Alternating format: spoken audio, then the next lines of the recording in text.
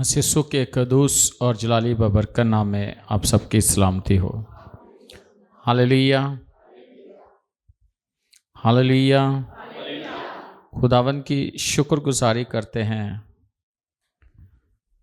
जो हमारी ज़िंदगियों में अपने कलाम को रखता है, ताकि उसके कलाम के वसीला से हम ज़िंदगी पाएँ और कसरत से ज़िंदगी पाएँ। आज हम देखेंगे जिनके पास खुदा का ज़िंदगी बख्श कलाम है।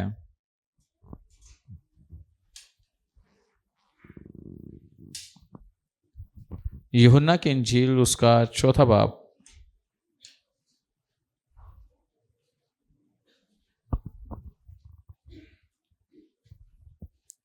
खुदा के पाक कलाम में से हम देखेंगे यूहन्ना की इंजील उसका 4 बाब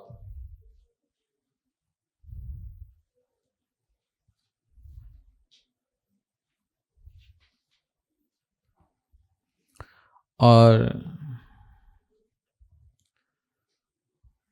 उसके हम देखेंगे 7वीं आयत से। यूहन्ना की इंजील 4 बाब और उसकी 7वीं आयत। सामरिया की एक औरत पानी भरने आई। यीशु ने उससे कहा, मुझे पानी पिला, क्योंकि उसके शागिर्द शहर में खाना मोल लेने को गए थे। उस सामरी औरत ने उससे कहा कि तू यहूदी होकर मुझ सामरी औरत से पानी क्यों मांगता है, क्योंकि यहूदी सामरी से किसी तरह का बर्ताव नहीं रखते। यीशु ने जवाब में उससे कहा, अगर तू खुदा की बख्शिश को जानती और ये भी जानती कि वो कौन है जो तुझसे कहता है मुझे पानी पिला, तो तू उससे मांगती और वो तुझे जिंदगी का पानी देता। औरत ने उससे कहा, ऐ खुदावन, तेरे पास पानी भरने को तो कुछ है नहीं और कुआं गहरा है, फिर वो जिंदगी का पानी तेरे पास कहाँ से आया? क्या तू हमारे बाप यकूब से बड़ा है, जिसने हमको ये कुआं दिया और खुद उसने और उसके बेटों ने और उसके मवेशियों ने उसमें से पिया?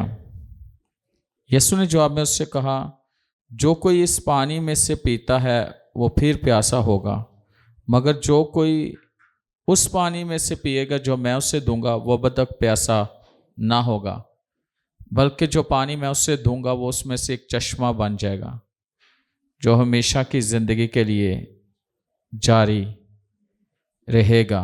औरत ने उससे कहा, ऐ खुदावन, वो पानी मुझको दे ताकि मैं ना प्यासी हूं ना पानी भरने को यहां तक आऊं। खुदावन के कलाम के पढ़े और सुने जाने पर खुदावन की खास बरकत हो। यहाँ पर जो आज हमने कलाम का हिस्सा पढ़ा है, सुना है, इस पैगाम को हमने पहले भी सुना होगा, पहले भी पढ़ा होगा इस कहानी को, लेकिन आज जो बात खुदावन ने मेरे दिल में डाली है वो ये है कि ये जो सामरी औरत है ये पानी भरने को जाती है कुएं पर, और वहाँ पर उसे खुदावन यीशु मसीह से उसकी मुलाकात हो जाती है। और असल में देखा जाए तो उस जगह पर जहाँ खुदावन यीशु मसीह बैठा हुआ है कुएं के पास, ये इसी औरत के लिए बैठा हुआ था।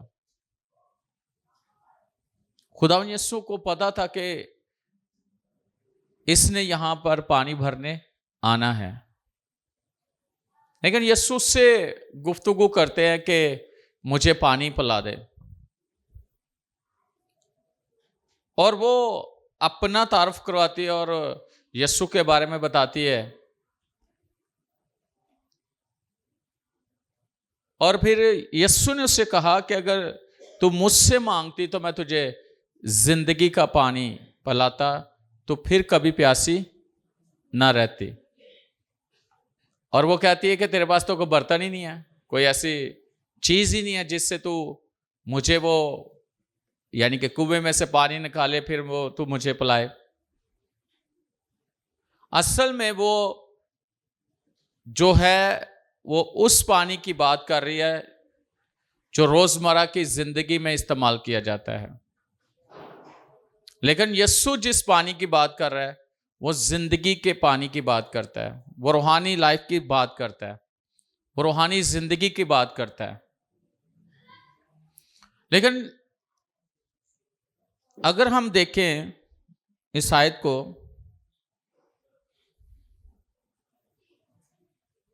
14वीं आयत, मगर जो कोई उस पानी में से पिएगा जो मैं उसे दूंगा वो अब तक प्यासा ना होगा, बल्कि जो पानी मैं उसे दूंगा वो उसमें एक चश्मा बन जाएगा जो हमेशा की जिंदगी के लिए जारी रहेगा। अब देखें यहां पर खुदावंद यीशु मसीह उससे कहता है कि जो कोई उस पानी में से पिएगा जो मैं उसे दूंगा वो अब तक प्यासा ना होगा। अगर हम देखें तो यहां पर खुदावंद यीशु मसीह ने कहा कि बल्कि उसमें से एक चश्मा बन जाएगा। अगर एक जगह से कोई चश्मा फूट निकले तो वो वहां से पानी जारी रहता है, ऐसे ही वहां से पानी खत्म नहीं होता। और अगर देखा जाए तो खुदावंद यीशु मसीह ने अपने शिगिर्दों से कहा था कि जो कोई किताब मुकद्दस के मुताबिक मुझ पर ईमान रखेगा उसके अंदर से जिंदगी की नदियां जारी हो जाएंगी। तो असल में खुदावंद यीशु मसीह का जो कहने का मकसद था वो ये था कि रूहुल कुद्दस से जो शख्स भर जाएगा, जो शख्स खुदावंद यीशु मसीह के कलाम को कबूल कर लेगा उसके पास हमेशा की जिंदगी है, उसके पास हॉली स्पिरिट है, वो रूहुल कुद्दस से मामूर हो जाएगा। जैसे खुदा ने अब्राहम से कहा कि मैं तुझे बरकत दूंगा,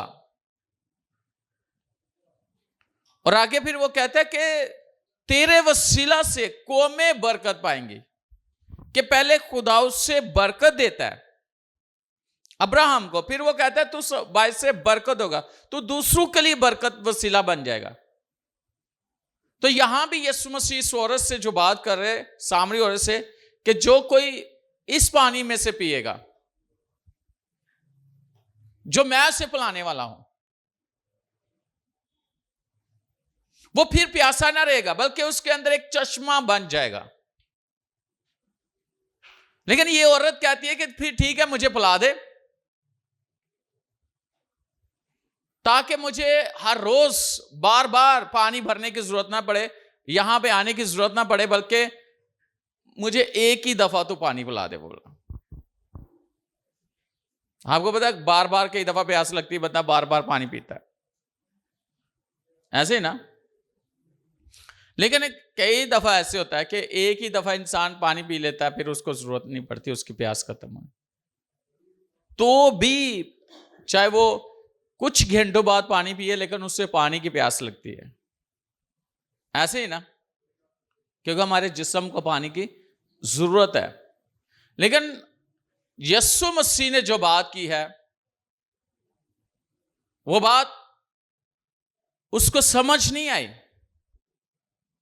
उस वक्त उसे पता नहीं चला। लेकिन यीशु ने कहा ठीक है, तो अपने शोहर को लिया मेरे पास। कहती मैं तो बेशोहर हूं, मेरा तो कोई शोहर ही नहीं है। उसने कहा तू 5 कर बैठी है और 6 के पास है, वो भी तेरा नहीं है। और अगर देखा जाए तो यीशु उसकी हालाते जिंदगी के बारे में जानता है कि उसकी जिंदगी कैसी है, वो कैसे जिंदगी गुजार रही है, वो किस तरह की जिंदगी गुजार रही है। यीशु को सारा पता है। और यीशु ने जब उस पर जाहिर किया तो उसने क्या किया कि उसने घड़ा वहीं छोड़ा और वो चली गई। दूसरे लफ्जों में अगर देखा जाए तो उसने अपनी जिंदगी को तब्दील कर लिया। उसने वो जो काम था, उसका पुराने काम थे, उसने उसको छोड़ दिया। आज मैं ये समझता हूं कि जिसको खुदावंद यीशु मसीह मिल जाए, जिस की बात खुदावंद यीशु मसीह के साथ हो जाए, या जो यीशु को जान जाए, उसके कलाम को जान जाए, तो उसकी जिंदगी जो है ना वो बदल जाती है। वो बदल जाता है शख्स, वो सेम नहीं रहता, उसकी जिंदगी बदल जाती है। सोचने का अंदाज, बोलने का अंदाज, काम करने का अंदाज, उसका चाल चलन, उसका रवैया टोटली चेंज हो जाता है।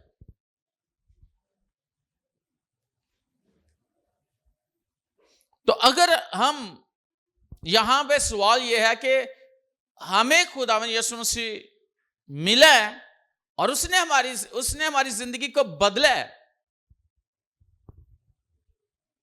तो फिर जब हम तब्दील हो चुके हैं तो हम क्या कर रहे हैं? हमारी जिंदगियों के अंदर क्या वो चीज नजर आ रही है जिसके लिए खुदावंद ने हमारी जिंदगी को बदला है?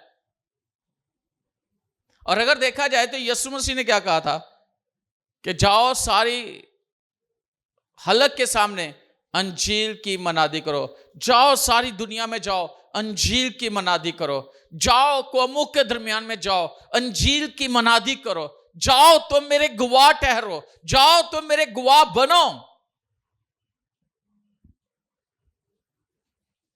तो यीशु जब, अगर हम मत्ती की इंजील, मरकस की इंजील देखें, तो यीशु मसीह ने जब अपने शागिर्दों को भेजा और वो गए और उन्होंने निकल कर मनादी की, और यीशु मसीह ने कहा जो मैंने तुम्हें तालीम दी है, जो बातें मैंने तुझे सिखाई हैं, उसी की तालीम, उन्हीं बातों को दूसरों को जाके क्या करना, बताना। अगर हम देखें, मेरे साथ देखें मत्ती की इंजील उसका 28वां बाब,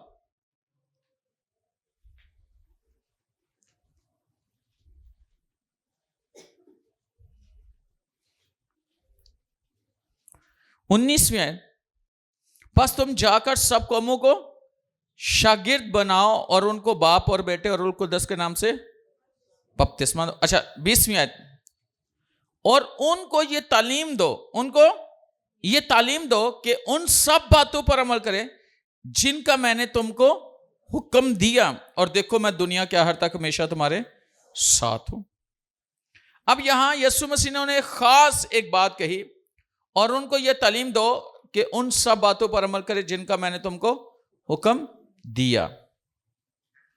यीशु मसीह का हुक्म क्या है? यीशु मसीह की तालीम क्या है? जाओ, भेजा ना, जाओ, बरकत देकर भेजा, अथॉरिटी देकर भेजा, उन्हें अपनी तालीम देकर भेजा, उनकी जिंदगी को गवाहियों से भरकर भेजा कि जाओ उनको जाके तालीम दो, जाओ मेरी गवाही दो। तो इस औरत ने क्या किया, जब ये वहां पे घड़ा छोड़ के चली गई, तो ये अपने घर में जाकर जो रूटीन के मुताबिक हर रोज जिस तरह वो काम करती थी, वैसे ही घर के काम, कपड़े धो लिए, ऐसे हांडी बना ली, घर की सफाई कर ली, ऐसे, या जो भी इसकी ड्यूटी उसने वही कर ली। ऐसे ही इस औरत ने ऐसे किया, हाँ?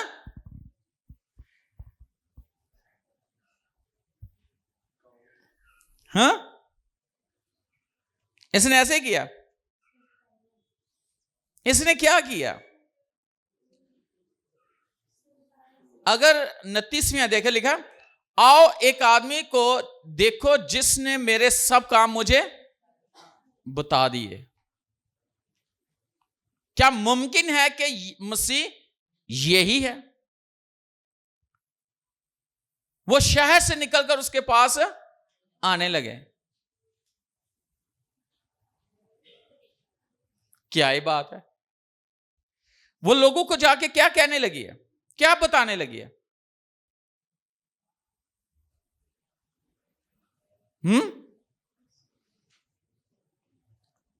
क्या हो मैं तुम्हें बताऊं? हैं? क्या लिखा है? आओ एक आदमी को देखो जिसने मेरे सब काम मुझे बता दिए। क्या मुमकिन है कि मसीह यही है? क्या वो बैठी रही?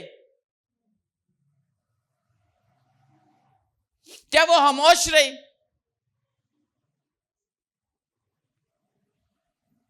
क्या वो उसी तरह जिंदगी गुजारने लगी नॉर्मल जैसे पहले गुजार रही थी? बल्कि उसने लोगों को बताना शुरू कर दिया।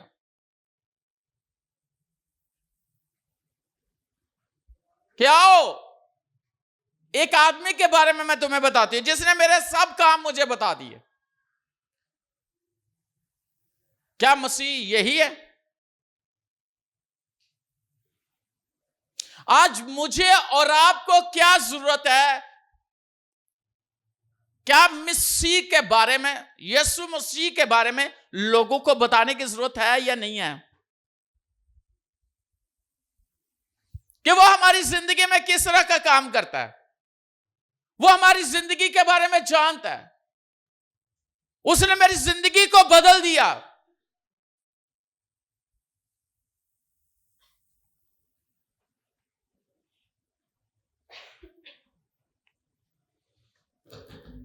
तो बाइबल कहती है वो शहर से निकलकर उसके पास आने लगे।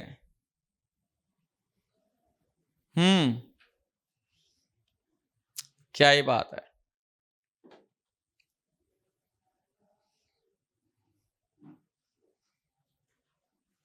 अगर हम 39वीं आयत देखें,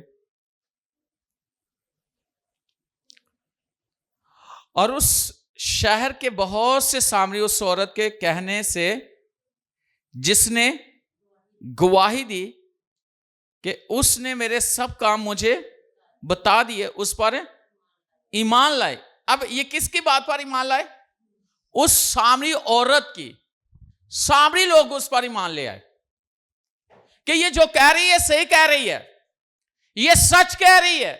ईमान ले आए उसकी गवाही से। हमारी गवाही किस तरह की होती है? इस तरह की गवाही हो कि दूसरे लोग मजबूर हो जाएं और उनके अंदर ये जुस्तजू पैदा हो, उनके अंदर ये आग लगे उनके दिल में कि वो रह न सके यीशु मसीह के बगैर और यीशु के पास आ जाएं।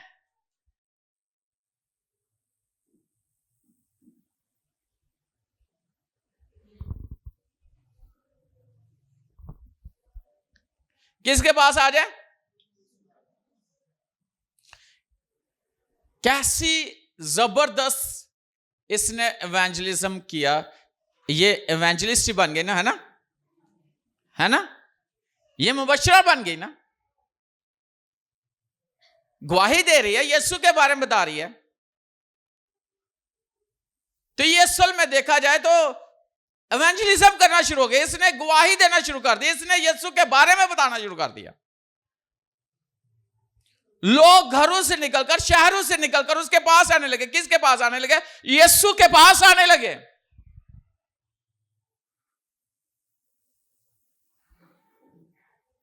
मैंने बहुत सारे लोगों को सुना, उनके अगर कहा जाए ना कि भाई अपनी फैमिली को ले या फलां को ले आ, नहीं वो तो साड़ी गल ही नहीं मानते, उन्हें किथे आना जे। ऐसे आपने सुना होगा, हाँ सुना होगा, या ऐसे लोगों को आप जानते होंगे जो ऐसे कहते हैं, उन्हें किथे साड़ी गल सुननी जे, उन्हें किथे आना जे, वो तो मैनू भी रोकते ने, वो तो मेरे लिए भी रुकावटा पैदा करते हैं। असल में जो इस तरह की बातें करते हैं उन्हें यीशु की सही पहचान नहीं हुई। यीशु को वो पूरे तौर पर नहीं समझे और नहीं पहचाना। अगर पहचान जाते, ये औरत पहले कहती है ना कि तू मुझे कैसे पानी पिलाएगा, तेरे पास बर्तन नहीं है, फलां फलां जो भी है। लेकिन यीशु ने उसे कहा कि मैं जो पानी पिलाऊंगा ना, है, फिर वो प्यासा नहीं रहेगा, लेकिन उसके अंदर से वो एक चश्मा बन जाएगा, उसके अंदर एक चश्मा लग जाएगा, उसके अंदर एक चीज ऐसी फिट हो जाएगी।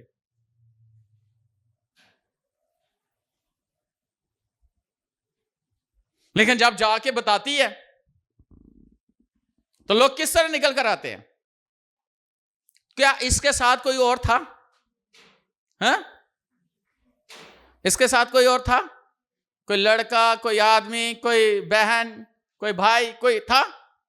बाइबल में तो इसका अकेले का लिखा हुआ है।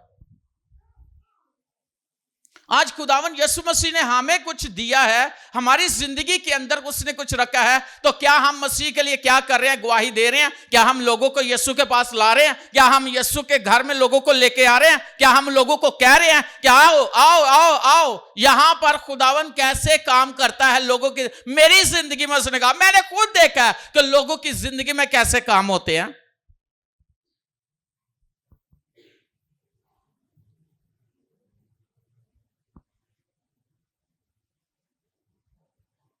हमें तो अपनी बात का या अपने आप पर खुद इत्मीनान नहीं कि मेरी कोई बात मानेगा या नहीं मानेगा। कई दफा तो हमें यह भी नहीं पता था कि मेरी दुआ पता नहीं सुनी जाती कि नहीं सुनी जाती, खुदा पता नहीं मेरी दुआ का जवाब देता या नहीं देता।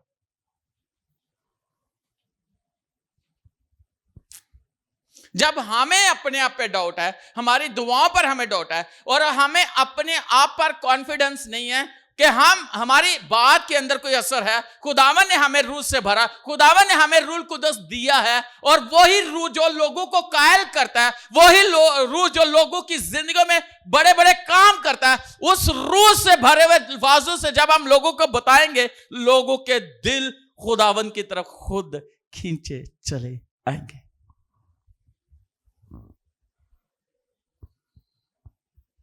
ऐसा तो नहीं है कि हमने सिर्फ हाजिर लगानी जाना चर्च, बस है ना, जाना तो आना।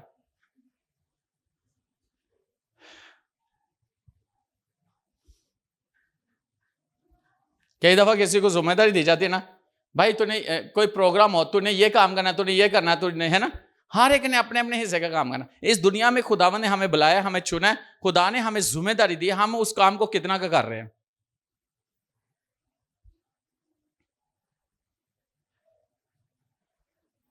कितने रूहों को बचा रहे हैं, कितने लोगों को बचा रहे हैं।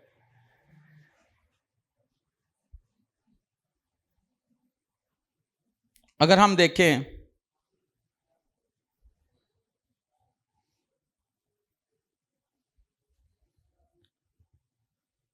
चालीसवीं पास, जब वो सामरी उसके पास आए, किसके पास? यीशु के, तो उससे दरख्वास्त करने लगे कि हमारे पास रह, चनाचे वो 2 रोज वहां रहा, और उसके कलाम के सबब से और भी बथेरे ईमान लाए।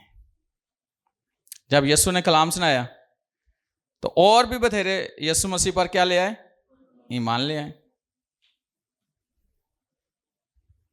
कितनी खूबसूरत बात है कि यीशु ने वहां पे लोगों को कलाम सुनाया जो यीशु के पास आए, और पूरा सामरिया यीशु मसीह के पास आ गया, पूरा शहर ले आए यीशु के पास।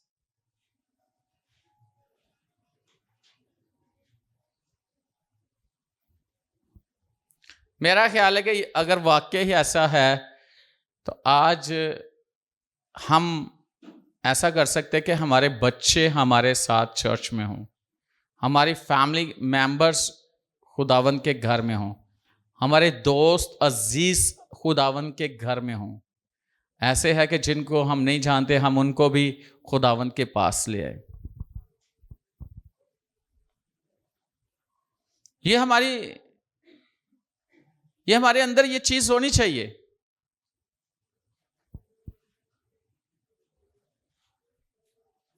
और एक बात याद रखना,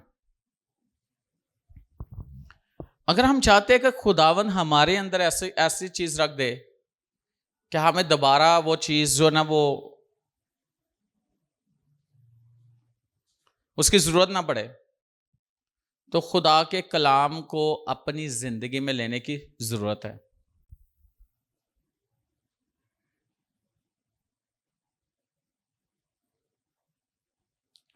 और बात ये करूंगा कि जब रूह कुदस उनके ऊपर नाज़िल हुआ, रूह से भर गए, तो क्या उनके अंदर रूह, बाइबल कहती है कि खुदा रूह को नाप नाप के नहीं देता कि किसी को थोड़ा किसी को ज्यादा, बल्कि खुदावन सबको उसी रूह में से सबको देता है। लेकिन ये हम पे है कि हमारी रूह कुदस के साथ फेलोशिप कितनी ज्यादा है।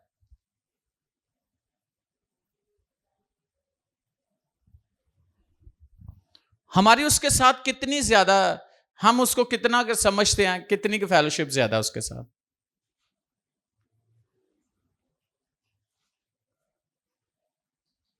एक शख्स के वसीला से खुदा पूरे शहर को ब्लेस कर सकता है कि नहीं? एक ही शख्स के वसीला से खुदा एक पूरे मुल्क को ब्लेस कर सकता है कि नहीं? एक ही शख्स के वसीला से खुदा दुनिया में लोगों को ब्लेस कर सकता है कि नहीं? जैसे कि बाइबल में लिखा है ना कि एक ही शख्स के वसीला से दुनिया में गुनाह आया और उस गुनाह ने दुनिया पर क्या की? बादशाही की। और एक ही शख्स के वसीला से, यानी यीशु मसीह के वसीला से, पहली बात हो रही है आदम की, दूसरी बात क्या किसकी हो रही है? यीशु मसीह की, कि एक ही शख्स के वसीला से रासबाजी ने बादशाही की पूरी दुनिया पर। एक ही शख्स, और वो कौन है? खुदा का बेटा यीशु मसीह। तो जब वो आपकी जिंदगी में आ गया तो उसके वसीला से आप भी इस दुनिया में बादशाही कर सकते हो। आप भी इस दुनिया में रासबाज जिंदगी गुजार सकते हो।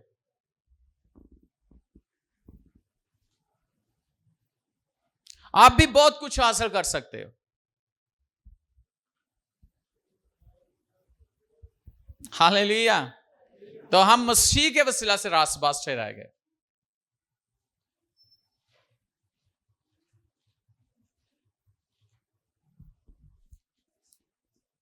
लेकिन कई दफा इंसान सोचता है ये कैसे हो सकता है, ये कैसे मुमकिन है? और खुदा ने आप लोगों को ही रखा है कि आपके वसीला से ये मुमकिन हो। लेकिन जब हम अपने आप को खुदा के लिए, खुदा के कामों के लिए पेश करते हैं, तब भी ये मुमकिन हो सकता है ना।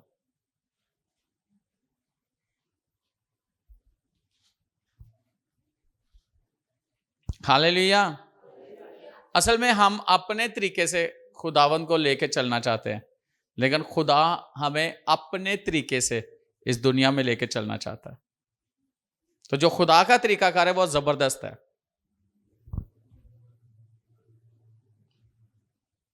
वो जबरदस्त है। लेकिन मैं ये जरूर कहूंगा कि हमें इस दुनिया में एक अच्छी और बेहतरीन लाइफ जो है ना वो गुजारनी है। बेहतरीन लाइफ। अच्छा, इसको मैं जरूर आपको सामने रखना चाहता हूं। मेरे साथ देखें रोमियो उसका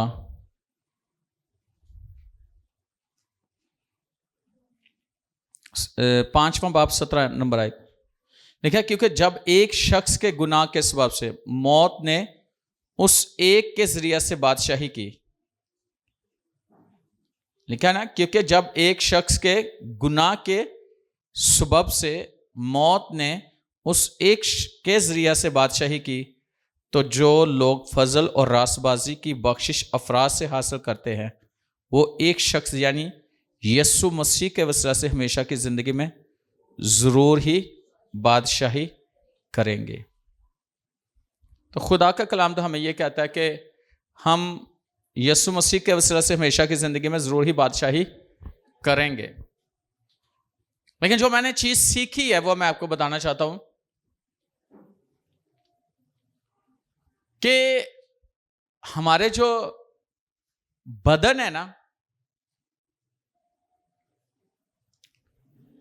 बाज़-औक़ात इंसान सोचते हैं कि इस बदन की जो हिफाजत है वो खुदा करता है। कितने लोग ये सोचते हैं और ये समझते हैं कि खुदा ही इस बदन की हिफाजत करता है? कितने लोगों का ये कहना है कि हमारे बदन की हिफाजत खुदा करता है? लेकिन ये हमारी सोच है। हमारे बदन की हिफाजत जो है ना वो हमने खुद करनी है, खुदा ने हमें जिम्मेदारी दी है, क्योंकि इस बदन में खुदा का रूह है। लेकिन जो हमारी रूह है वो इस बदन में है, और जिम्मेदारी है कि इस बदन की क्या करे? हिफाजत करे। इस बदन की जो है ना वो दूसरे लफ्जों में जैसे कि कहते हैं कि टेक केयर करना, और दूसरे लफ्जों में कहना कि परवरिश करना या इसकी देखभाल करना। तो इस बदन की देखभाल जो है ना वो खुदा ने हमें हमारी जिम्मेदारी लगाई है। ऐसे ही किसी और की नहीं, हमारी जिम्मेदारी लगाई है कि इस बदन की हम देखभाल करें। आपने देखा होगा कि अगर आग जल रही हो तो आपने कभी उसमें हाथ उस तरफ खुद चला गया हो, बल्कि क्या करते हैं? पीछे कर लेते हैं ना? कर लेते हैं कि नहीं कर लेते? हम खुद ही करते हैं ना। बहुत सारी चीजों में हम खुद करते हैं, अपने आप को बचाते हैं। इस दुनिया में रहते हुए हमने इस बदन को बचाना है, क्योंकि ये खुदा का घर है। इस बदन में खुदावन रहता है, रूल कुदस का मकदस है। तो मैं सुन रहा था पास्टर क्रिस को, तो वो कह रहे थे कि एक शख्स को कैंसर डायग्नोज हुआ। तो वो शख्स जो है कहते कि मैंने ना, मुझे खुदावन यीशु ने कहा कि इसको बोल के कैंसर नहीं है इसको, लेकिन चूंकि डायग्नोज हुआ था उसके बदन में, और उसने इस बात का यकीन नहीं किया, बल्कि उसने इस बात का यकीन किया कि उसको कैंसर है, और उसने उसको एक्सेप्ट कर लिया। बहुत सारी चीजें जिसको हमने एक्सेप्ट नहीं करना, जैसे कि बहुत सारी ऐसी बीमारियां, डिजीज, कुछ ऐसे आप पे अटैक करते हैं, आपने उसको एक्सेप्ट नहीं करना, उसको कबूल नहीं करना अपने बदन में। तो उसने क्या किया कि उसने उसको मान लिया कि ये मुझे कैंसर है और ये मुझे मार देगा। और क्या हुआ? वो मर गया। और पास्टर कहते कि मुझे खुदावन ने बोला कि जब मैंने कहा कि नहीं है, उसने इस बात का यकीन नहीं किया, लेकिन उसने किस बात का यकीन कर लिया? कि उसको कैंसर है, और वो कैंसर उसे क्या करेगा? मार देगा। और वो मर गया। और एक और औरत थी जो 2 साल से रो रही थी, जिसके पूरा बदन जो दर्दों से चल नहीं था, तकलीफ में थी। उसने कलाम सुना, और जब कलाम सुना तो वो ईमान ले, तो वो उसके पास गई, पास्टर के पास। उसका हस्बैंड भी था। तो उसने कहा, क्या तू इस बात पे ईमान रखती है कि तू ठीक हो जाएगी, यीशु तुझे ठीक कर देगा और इस बीमारी से, इस दर्द से तू निकल जाएगी? कहती, हाँ, मैं बिलीव करती हूं कि खुदावंद यीशु मसीह के नाम में इतनी कुदरत है कि मेरी हर एक दर्द और हर एक बीमारी को वो मेरे बदन से निकाल। उसने कहा, यीशु के नाम से उठ फिर, और दर्दें खत्म हो गई। तब पता क्या हुआ? वो जंप किया उसने, और उसकी सारी दर्दें खत्म हो गई। सारी दर्दें खत्म हो गई, क्योंकि उसने यकीन कर लिया था कि यीशु के कलाम में लिखा है और यीशु नाम में ये कुदरत है, और ये बीमारी मेरे लिए नहीं है, दर्दें मेरे लिए नहीं है। आप जितना मर्जी रो लो, जितना मर्जी चला लो, जितना मर्जी, कुछ नहीं होगा, कुछ भी नहीं होगा। लेकिन जब आपको कलाम की समझ आ गई है, इस बदन के अंदर जो तकलीफ है, वो तकलीफ आपके ईमान रखने से और इस बात पे बिलीव करने के, खुदावन यीशु मसीह हमें तमाम बीमारियों से शिफा दे सकता है। ईमान ले आए और खुद उस बीमारी को बोलना शुरू करके इस बॉडी से निकल जा यीशु के नाम से, और मैं निकल जाएगी।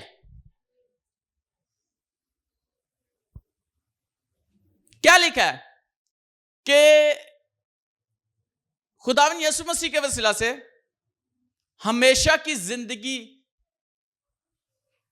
अगर हम इस आयत को गौर से दोबारा से पढ़े, रोमियो 5 17वीं आयत की दूसरे हिस्सा, वो एक शख्स यानी यीशु मसीह के वसीला से हमेशा की जिंदगी में जरूर ही बादशाही करेंगे। अच्छा, पहला जो शख्स था गुनाह किस बात से, क्या किसने बादशाही की? मौत ने। अब रासबाजी के वसीला से यानी यीशु मसीह के वसीला से रासबाजी हमारी जिंदगी में है, और वो एक शख्स यानी यीशु मसीह के वसीला से जो हमेशा की जिंदगी है, हम क्या करेंगे इस दुनिया में? क्या करेंगे? जरूर ही बादशाही करेंगे। इस बदन में रहते हुए बादशाही करेंगे।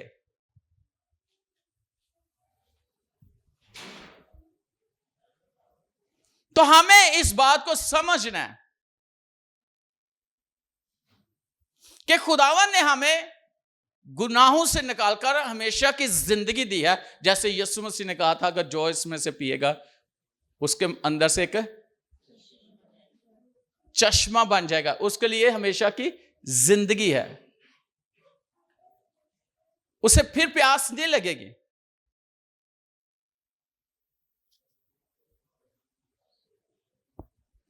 मैं आज आपको यह बात बताना चाहता हूं, अगर आप इस बात पे बिलीव करते हो तो कलाम के मुताबिक हम इस दुनिया में मसीह यस्सु के वसीला से यानी उस जिंदगी के वसीला से हम बादशाही करेंगे और कर रहे हैं और करते रहेंगे।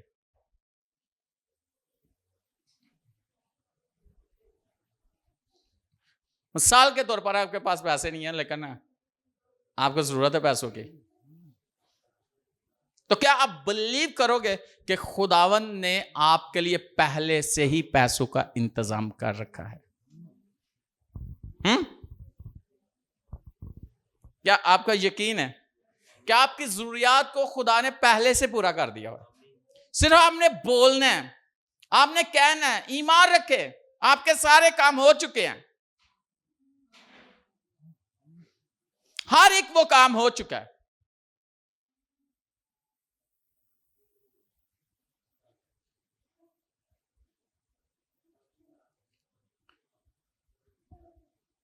और पता क्या है? यकीन कर लेना कलाम का।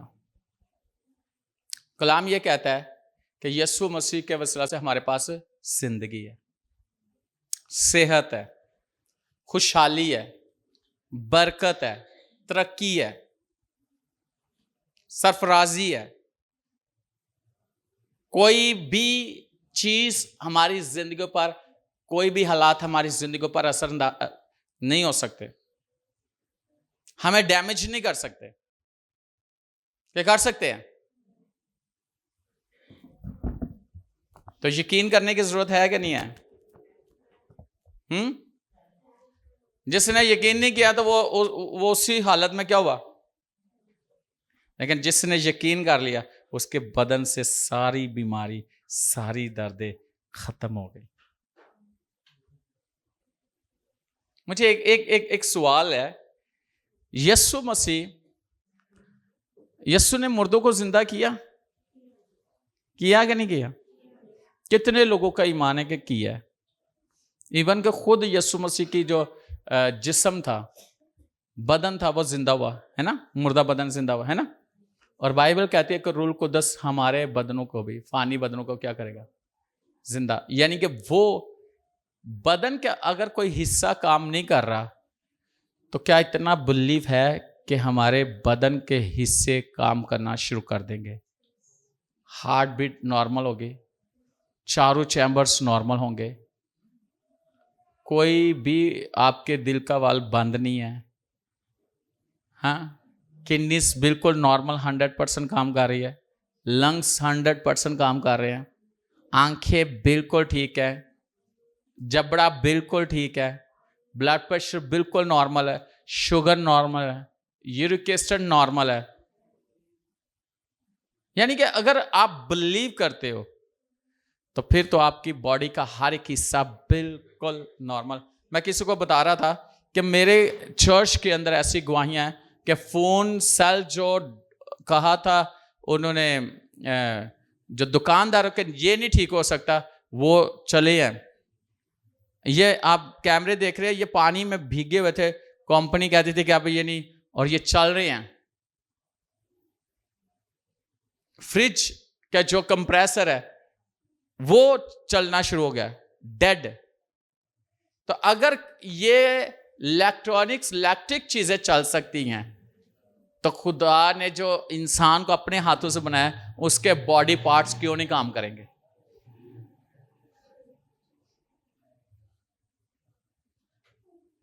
क्यों नहीं करेंगे?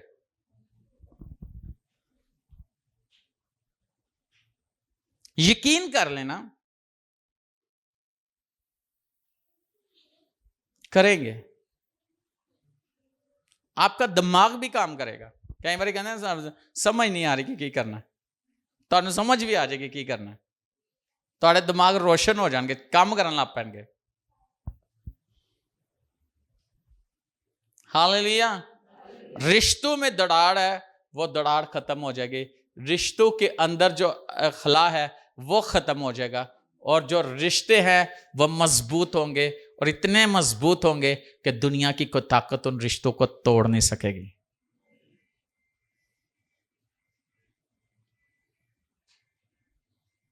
यकीन कर लें। कितने लोगों का यकीन है? और याद रखना, आपके बच्चे, आपकी फैमिली महफूज है, आपका पैसा महफूज है, आपकी जानें महफूज है, आपकी चीजें महफूज है, आपका घराना महफूज है, आपकी हर चीज महफूज है, और यीशु मसीह के नाम से हर चीज सेफ है। बस आप गवाही देने वाले बनो, बस आप लोगों को यीशु के पास लाने वाले बनो, बस आप खुदा का काम करो। चेंज खुदावन कर देगा उनकी सोच को।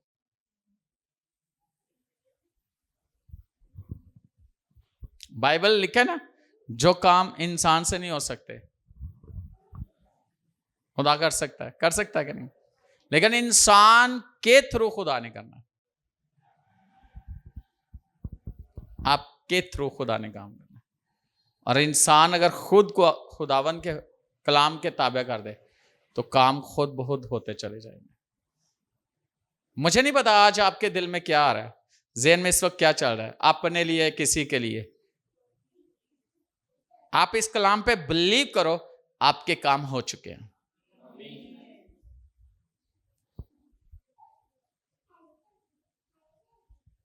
क्या आप यकीन रखते हो?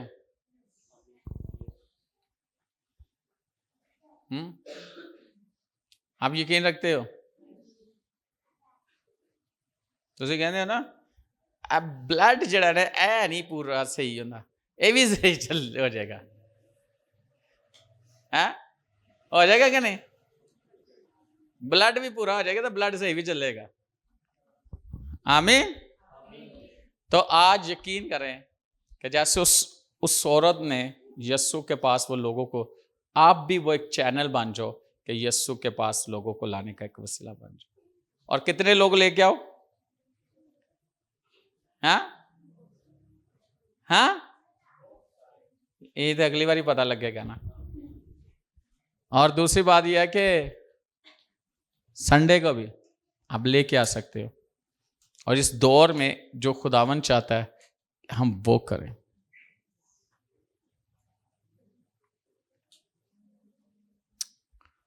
आमीन। हालेलुया। खुदावन मौजूद है यहाँ, उसका रूह यहाँ मौजूद है, और वो चाहता है कि खुदावन चाहता है कि हम उसके लिए कुछ बड़ा करें, कुछ बड़े काम हो। आए अपनी आंखों को बंद करें, अपने सिर को झुकाएं और इस कलाम के ऊपर गौर करें।